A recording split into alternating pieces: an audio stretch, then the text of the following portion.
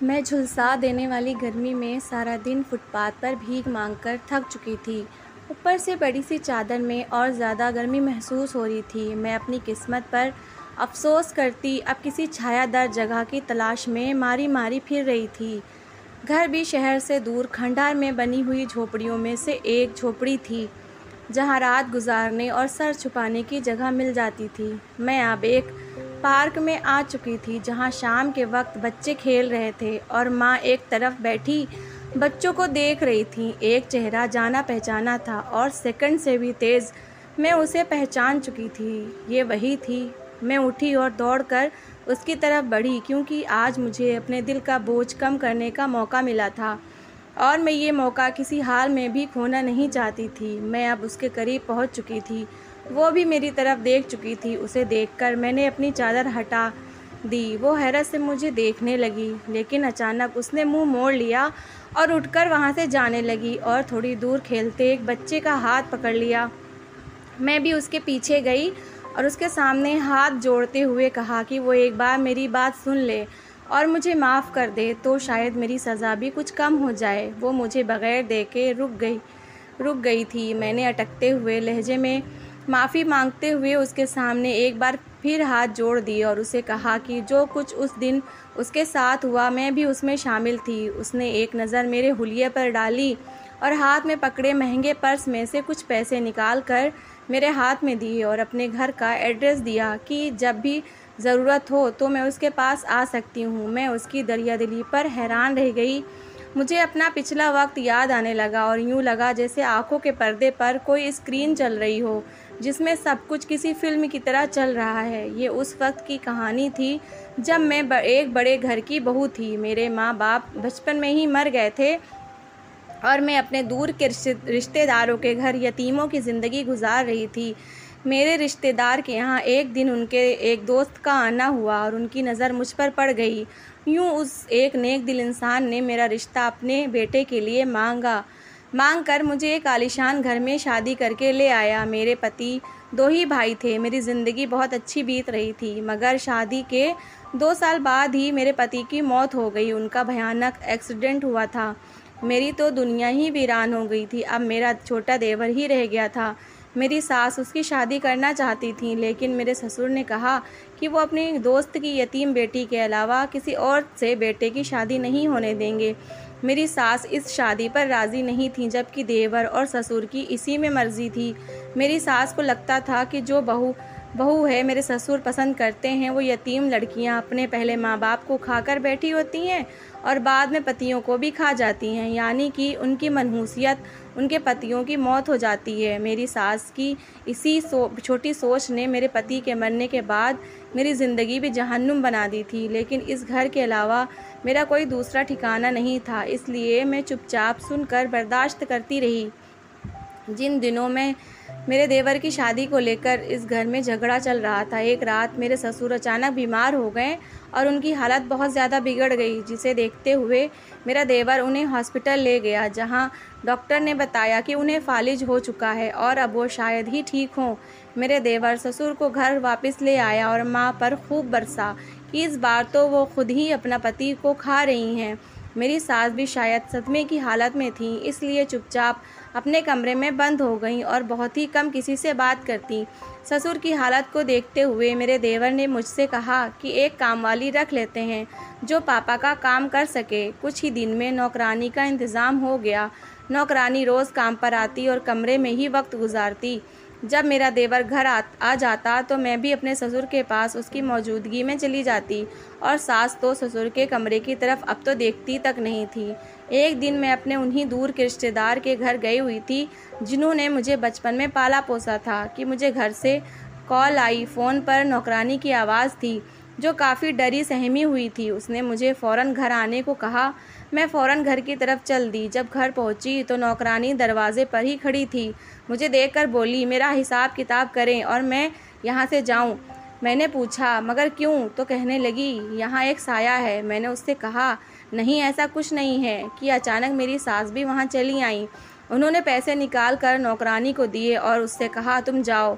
मैं ये सब देखकर बहुत हैरान हुई कि ये तो अब कमरे से निकलती नहीं, मगर आज कैसे दरवाजे पर आ गईं। लेकिन मैं उनसे कुछ कहे बगैर चुपचाप घर के अंदर चली गई और अपने ससुर के लिए खाना बनाकर उनके कमरे में ले जाने के लिए ट्रे तैयार की। तो मेरी सास भी किचन में पहुंच गईं। उन्हें किचन में देखकर मैं दिल ही दिल में हैरान हुई। अभी मैं उनके आने का मकसद ही तलाश कर रही थी कि वो खुद ही बोल उठीं कि ये खाना मुझे दे दो, मैं ले जाती हूँ और ख़ुद खिला दूँगी। मैंने बगैर कोई दूसरा लफ्ज़ कहे बर्तन उन्हें थमा दिए और ख़ुद कमरे में चली आई। मगर अब मेरे ससुर पहले से भी ज़्यादा कमज़ोर हो गए थे और दिन ब दिन उनकी सेहत गिरती जा रही थी। मेरी सास बिना कुछ कहे मेरे देवर की शादी पर राज़ी हो गई और दिन रात उसकी शादी की तैयारियों में लगाती। और मेरी नई देवरानी ब्याह कर ससुराल आ गई। मेरी नई देवरानी बहुत मासूम और सादा तबीयत की थी। सास ने नई दुल्हन को आते ही ससुर के कमरे में खिदमत पर लगा दिया और मेरा देवर भी अपनी बीवी को यही कहता कि वो अपने बीमार ससुर की खिदमत दिलो जान से करे। मेरी देवरानी हर वक्त ससुर के ही कमरे में रहने लगी थी। मेरी सास ने एक बार फिर से अब कमरे से निकलना बंद कर दिया था और ससुर की सारी जिम्मेदारी मेरी देवरानी पर आ गई थी। मेरी देवरानी अपनी सारी जिम्मेदारी बहुत अच्छे से निभा रही थी। उन्हीं दिनों मेरा देवर अपने एक दोस्त को घर ले आया और घर का ऊपर वाला हिस्सा किराए पर दे दिया। मेरी सास ने इस बात पर एतराज़ किया तो मेरे देवर ने कहा कि घर है, खर्चे बढ़ गए हैं और पापा की दवाइयाँ भी बहुत महंगी आ रही हैं, इसलिए हमें और ज़्यादा आमदनी की ज़रूरत है। वैसे भी ये लड़का उसके बचपन का दोस्त है और देखा भाला है। सास ने देवर की जब बात सुनी तो चुप हो गई और अपने कमरे में चली गई। दूसरी तरफ मेरे देवर ने मुझे किचन में आकर बताया कि उसका ये दोस्त पहली बार घर से दूर आया है, इसलिए खाना पकाना नहीं जानता। अब से उसका खाना भी हम ही बनाकर देंगे। मैंने अपने देवर की बात पर हाँ कर दी। फिर रोज़ उसके दोस्त का भी खाना बनाने लगी। जब मैं खाना बना लेती तो मेरा देवर उसे पहुंचा देता। एक दिन आधी रात में दरवाजे की घंटी बजी तो मैंने सोचा घर वाले तो अपने कमरे में आराम कर रहे थे, तो रात के इस टाइम कौन हो सकता है। मैंने उठकर हिम्मत दिखाते हुए दरवाज़ा खोल दिया तो सामने मेरे देवर का वही दोस्त खड़ा था जो ऊपर वाले हिस्से में रह रहा था। इतनी तेज़ बारिश और ठंड में वो पूरी तरह भीग चुका था और जल्दी जल्दी माफ़ी मांगता हुआ अपने कमरे की तरफ चला गया। पीछे मैं उसके साथ दिल में हमदर्दी के लिए फ़ौरन किचन की तरफ बढ़ी। इतनी ठंड में एक इंसान के लिए मेरे दिल में हमदर्दी होना जायज़ था। मैं उसके लिए चाय बनाकर ऊपर की तरफ चल दी। उसके कमरे के बाहर खड़ी थी। मुझे देखकर वो थोड़ा चौंका, मगर मेरे हाथ में चाय देखकर उसने कहा कि मुझे इस टाइम चाय की बहुत तलब हो रही थी। उस दिन के बाद से मैं उस लड़के के बारे में सोचा करती थी, क्योंकि वो शक्ल सूरत में मेरे स्वर्गीय पति से कहीं ज़्यादा हैंडसम था।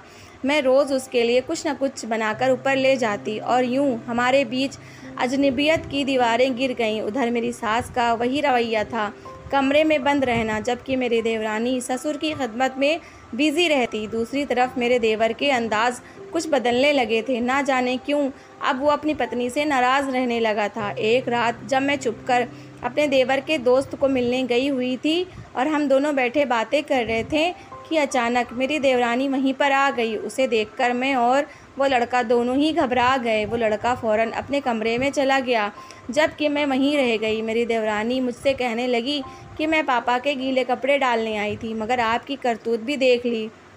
दीदी, आप ये बहुत गलत कर रही हैं। मैं डर गई, उसके पैरों में गिर गई। मैंने उससे कहा, प्लीज़ तुम किसी को कुछ मत बताना, वरना मैं कहाँ जाऊँगी। इस दुनिया में मेरा कोई है भी नहीं। मेरी देवरानी ने मुझे एक चांस दिया और अपना काम करके चली गई। उस दिन के बाद से मैंने बहुत एहतियात की, लेकिन अब भी अपने देवर के दोस्त से बात नहीं ख़त्म की। अब ये मेरे बस में नहीं था। मैं उससे प्यार करती थी और हमेशा मिलते रहना चाहती थी। बस कुछ ही दिनों की बात थी, क्योंकि उस लड़के ने कहा था कि मैं तुम्हें बहुत जल्दी यहाँ से ले जाऊँगा, मगर मुझे अपनी देवरानी की तरफ से डर लगा रहता और किसी तरह भी यकीन नहीं आता। एक दिन मेरा देवर रात देर घर से बाहर रहा तो मेरी देवरानी ने मुझे बुलाया और कहा कि पापा की तबीयत बहुत ख़राब है और मैं आकर देख लूँ। मैं जब कमरे में गई तो मुझे वाकई बहुत बीमार लगे और लगता था कि आज वो नहीं बचने वाले हैं। मेरी देवरानी ने कहा कि मैं सास को बुला लाऊं। मैंने कहा ठीक है और ससुर के कमरे से निकलकर सास की कमरे की तरफ जाने लगी, मगर मुझे पता नहीं क्या सूझा, मैं अपने कमरे में आकर सो गई। थोड़ी देर बाद मुझे देवर की आवाज़ लगी तो मैं उसके पास गई। मैंने उससे कहा कि तुम्हारी पत्नी सारा दिन ससुर के कमरे में घुसी रहती है और ना जाने उसकी क्या क्या हरकतें हैं। वो फ़ौरन वहाँ से निकलकर अपने पापा के कमरे की तरफ जाने लगा, लेकिन अंदर जाने पर आसमान फट पड़ा, क्योंकि पापा ज़मीन पे गिरे हुए थे और मेरी देवरानी उनके ऊपर झुकी हुई थी, जो देखने में कुछ और ही लग रहा था। मेरा देवर बहुत गुस्से में था। शायद मेरी बातों का भी असर था कि वो दौड़कर अपनी पत्नी की तरफ बढ़ा और उसे अपने बाप पर से धकेल दिया। मेरे देवर ने अपनी पत्नी को मारना पीटना शुरू कर दिया। मैं एक कोने में खड़ी ये सारा माजरा देख रही थी, लेकिन वो रुकने वाला नहीं था। मेरी सास भी शोर सुनकर आ चुकी थी। मेरे देवर ने आओ देखा ना ताओ अपनी पत्नी को खड़े खड़े तलाक की धमकी दे दी। ये सब इतना अचानक हुआ कि कोई समझ ही नहीं सका, लेकिन मेरे देवर की पत्नी अब भी सफाई दे रही थी और मेरी तरफ उम्मीद भरी नज़रों से देखते हुए उसने कहा, मैं इन लोगों को बताऊं कि पापा के मौत के करीब थे, इसलिए उसने मुझे सास को बुलाने भेजा था। दीदी जब वापस नहीं आई तो मैं पापा को उठाने लगी, मगर वो बेड से नीचे गिर गए। तो मैंने उन्हें उठा रही थी, मगर मैंने साफ इनकार कर दिया और कहा कि ये झूठ है, ऐसा कुछ नहीं है। मेरी देवरानी फटी फटी नज़रों से मेरी तरफ देखने लगी। देवर ने उसे घर से बाहर निकाल दिया था, लेकिन उसके आंचल पर लगा यह बदनामी का दाग मेरे सच बोलने से मिट सकता था, मगर मैंने ऐसा नहीं किया। मेरे ससुर की मौत हो चुकी थी, देवर ने अपनी पत्नी को तलाक दे दी थी, मगर मैंने नोट किया कि जब से ये सारी चीज़ें हुई थी मेरी सास बहुत खुश रहने लगी थी। एक दिन मेरी सास की सहेली उनसे मिलने आई। मैं खिड़की के बाहर खड़ी होकर उनकी बातें सुनने लगी। कुछ देर बाद मेरी सास उठकर अपनी अलमारी की तरफ गईं और एक पुड़िया लाकर अपनी दोस्त को थमा दी और कहने लगी, तुम्हारी इस दवा ने बहुत काम किया। इसको मैं अपने पति के खाने में मिलाकर देती थी। धीरे धीरे वो बिस्तर से लग गए और उनकी मौत हो गई। जबकि दूसरी तरफ नापसंदीदा बहू को भी ठिकाने लगा दिया। दूसरी औरत जो कि मेरी सास की दोस्त थी, अब वो मेरे बारे में पूछ रही थी, जिस पर वो मक्कार औरत बता रही थी कि अब मैं इसी घर में रहूंगी, क्योंकि काम काज के लिए कोई नौकरानी तो रखनी पड़ेगी ना। तो मैं ही सही। मुझे अपनी गलती का एहसास हो चुका था। मुझे उस दिन सच बोलकर अपनी देवरानी को बचा लेना चाहिए था। मुझे अब एहसास हो चुका था कि जो औरत अपने पति को रास्ते से हटा सकती है, वो मुझे भी ठिकाने लगाने में देर नहीं करेगी। उसी रात मैंने अपने देवर के दोस्त को पैगाम भेजा कि वो मुझे यहाँ से भगाकर ले जाए, वरना बहुत देर हो जाएगी। जाते जाते मैंने अपने वो सारे ज़ेवरात भी साथ ले गई जो मेरी शादी में मेरे ससुराल से मुझे मिले थे। मैं घर से भाग गई और उस लड़के के साथ चली गई। उसके पास कोई घर तो था नहीं, उसके दोस्त किराए का घर लेकर रहते थे, वहीं ले गया। मुझे बड़ा अजीब लग रहा था, मगर मैं सो गई। सुबह जब आँख खुली तो देखा कि मेरा बैग गायब था। मुझे उसके दोस्तों पर शक हुआ। एकदम से मेरे दिमाग में ख्याल आया कि ज़रूर मेरे हाथ में बैग देखकर उसके दोस्तों को पता चल गया होगा, क्योंकि हमेशा घर से भागने वाली लड़कियों के पास ये सब ज़रूर होता है। मैंने उस लड़के से कहा कि ये सब तुम्हारे दोस्तों का किया हुआ है। अब तो इतने पैसे भी नहीं कि हम गुजारा कर सकें। तुम उनसे बात करो, उनसे पूछो बैग के बारे में। फिर जब उस लड़के ने ज़ेवरात के बारे में उन लड़कों से पूछा तो वो बहुत गुस्सा हुए और हमें घर से निकाल दिया। अब हमारे पास कोई ठिकाना नहीं था। फिर उस लड़के ने कहा कि एक औरत है जिसके पास मैं अक्सर जाता रहता हूँ, शायद वो कुछ हमारी मदद कर दे। मैं फ़ौरन मान गई। उसने कहा कि वो कोई ठीक औरत नहीं है। मैं तो समझ गई थी, मगर फ़िलहाल भरोसा करने के अलावा मेरे पास कोई रास्ता नहीं था। मैंने कहा, मुझे तुम पर भरोसा है। मैं उसके साथ उसी औरत के यहाँ चली गई।